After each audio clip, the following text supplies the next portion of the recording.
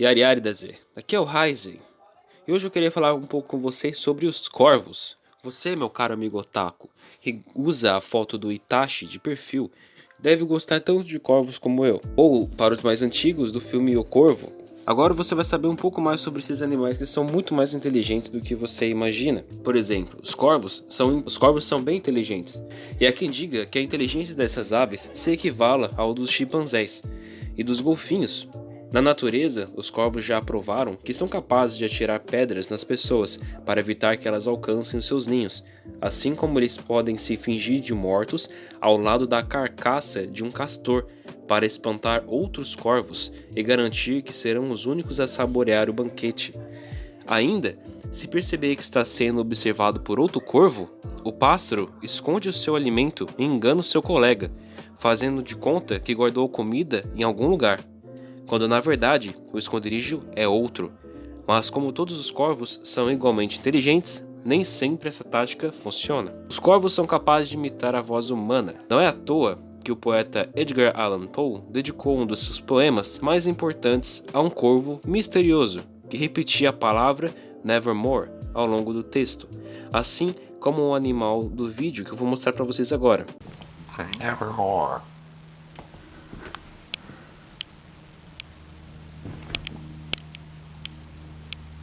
Waka waka waka waka.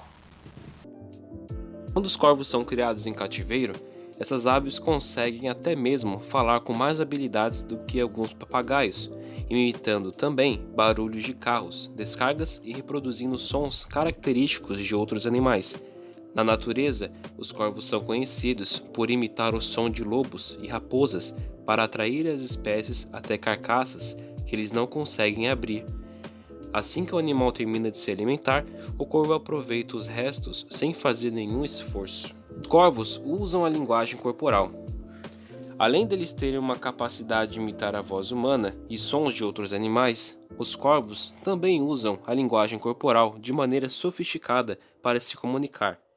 Um estudo realizado na Áustria mostrou que as aves usam seus bicos para indicar um objeto a um outro pássaro, que é basicamente o mesmo que apontarmos os dedos para algo.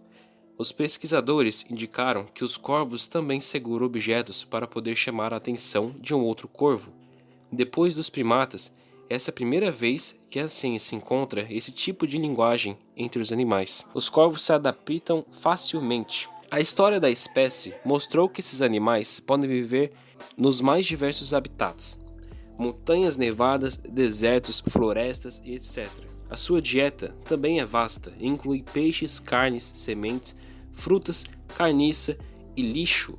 E outra curiosidade é que corvos gostam muito de comer olhos. Se preciso, um corvo pode chegar a enganar outro animal para poder roubar a sua comida.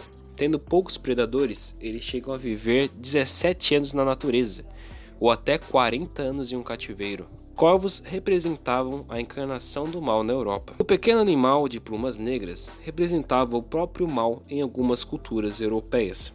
Na França, acreditava-se que os corvos eram as almas de padres e freiras perversos. Para os alemães, as aves eram a reencarnação das almas condenadas e às vezes representavam o próprio diabo. Já na Suécia, os corvos grasnavam durante a noite. Eles eram considerados as almas das pessoas assassinadas que não tiveram direito a um funeral católico.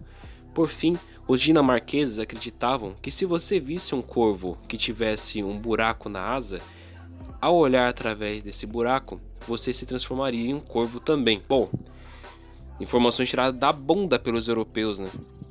Os corvos fazem parte de muitos mitos. Desde o Tibete até a Grécia, as pessoas acreditavam que os corvos eram mensageiros dos deuses.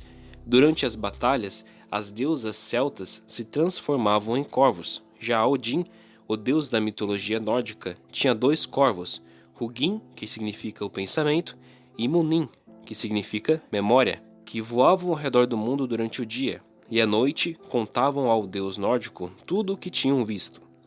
Os chineses diziam que os corvos traziam um clima ruim para as florestas, para avisar as pessoas de que os deuses passariam por ali.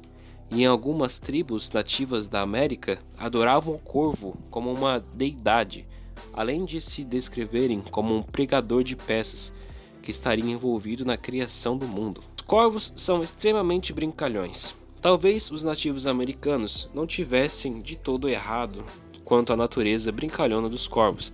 Essas aves já foram vistas usando montanhas do Alasca e do Canadá como grandes escorregadores. Além disso, é comum que os corvos brinquem de bobinho com outras espécies, como lobos, lontras e cães. Os corvos também fazem brinquedos, o que é um comportamento bem raro entre os animais, usando galhos, pinhas, bolas de golfe ou pedras para brincarem sozinhos ou em um grupo. Mas o mais engraçado é que os pássaros também provocam ou tiram sarro de outros animais simplesmente porque acham divertido. Os corvos tomam banho de formiga.